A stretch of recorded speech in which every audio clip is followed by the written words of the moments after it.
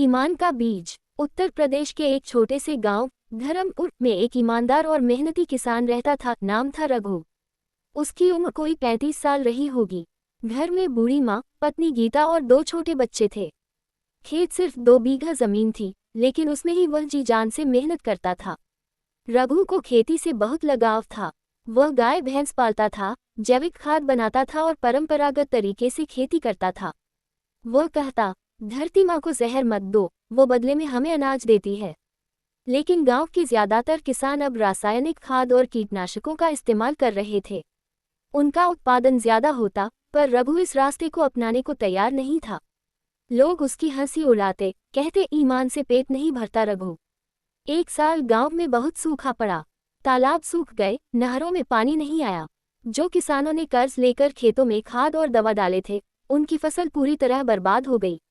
लेकिन रघु, जिसने पानी बचाकर परंपरागत तरीके से बीज बोए थे, उसकी फसल थोड़ी बहुत बच गई। गांव के लोग आश्चर्यचकित थे।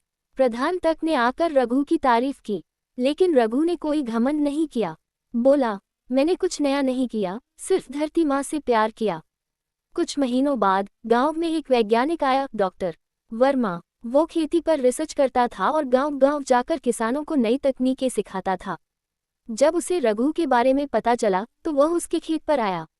रघु ने अपनी मिट्टी, बीज और खाद का तरीका बताया। डॉक्टर वर्मा बहुत प्रभावित हुआ। उसने रघु को एक बीज दिया। ये एक खास किस्म का गेहूं है, इसे सिर्फ ईमानदार किसान ही सफलतापूर्वक उगा सकता है। इसका स्वाद अनोखा है और दाम बहुत ज्यादा मिलते हैं, लेकिन इसे उगाने के लिए सब्र, मेहनत और सच्चाई चाहिए। रघु ने बीज ले लिया और बोला, मैं ईमान से इसे उगाऊंगा, चाहे परिणाम कुछ भी हो। रघु ने उस बीज को बोया। वह रोज खेत में जाता, बीज से बात करता, जैविक खाद डालता, पानी देता और माटी को झाड़ता। गांव वाले हंसते, कहते, ये कोई जादुई बीज नहीं, पागल बन गया है रघु। महीनों बीत गए, लेकिन फसल नहीं उगी। चारों तरफ से ताने मिलने लगे। गीता ने भी कहा, शायद हमें अब उधार लेकर कुछ और करना चाहिए। लेकिन रघु बोला, ईमान की खेती का फल देर से आता है, पर मीठा होता है। फिर एक दिन चमत्कार हुआ। खेत में हरियाली छा गई। जो बीज कहीं नहीं उगे, रघु के खेत में शानदार फसल बन गए। बालियां सोने जैसी चमक रही थीं। डॉक्टर वर्मा फिर आया और जांच कर बोला, ये भारत का पहला किसान है जिसने इस बीज को सफलतापूर्वक उगाया है। अब सरकार इसका मॉडल गांव बनाएगी। रघु को सम्मान मिला, पुरस्कार मिला और उसका खेत अब देखने लायक बन गया। पर रघु वही पुराना, सरल और विनम्र रहा। उसने गांव के बच्चों को खेती सिखानी शुरू की। एक छोटी पाठशाला खोली, धरती माँ की पाठशाला।